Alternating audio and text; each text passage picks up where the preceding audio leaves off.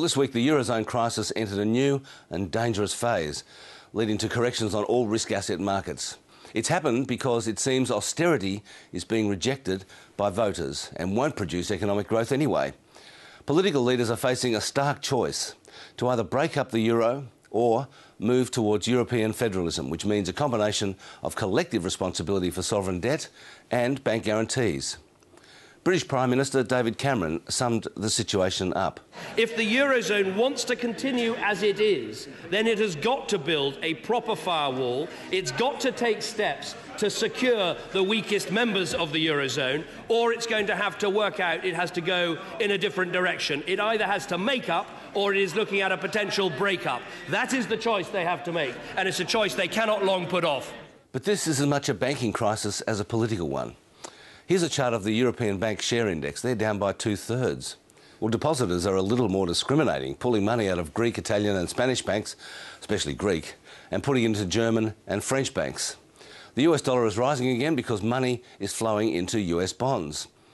There's a run on European banks because there is now a material risk that massive currency devaluations could destroy their balance sheets. And that's what's depressing markets around the world, including ours, as well as the dollar. Another banking shutdown looms. What's happening now in Europe is like the American credit crisis of 2007-8 that flowed from the collapse of the bubble in housing and mortgage-based derivatives that had been created by banks. In Europe, there are a series of bubbles created by banks: Spanish real estate, Irish real estate and Greek sovereign debt. To prevent another banking shutdown and another global recession, the Europeans need to restore confidence in their monetary system, but they can't do that with austerity. Here's Joseph Stiglitz. This much should be clear. Austerity has not worked and will not work.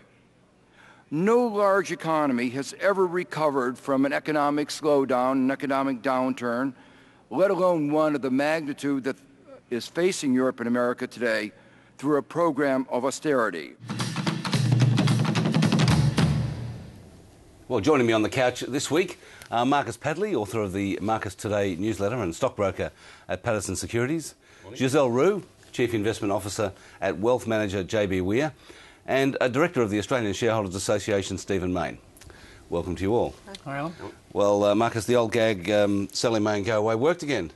And so you've brought along a few charts to show us. Why don't you take us through them? Yeah, it's a bit of hindsight, really, but it is happening again. We're down 8.3% since the beginning of May. This chart shows this is marking May in every year, and you need to study it a little closer rather than just flash it, but you'll see in May there is actually a bit of a peak in every year. And in fact, if you go back to 1936 on the All Ords, in the 6 months after May, the market has been up 2.4% on average, and in the 6 months before, 5.1%. In other words, you make twice as much money out of the All Ords in the 6 months before May. Well, come on, show us your other graph.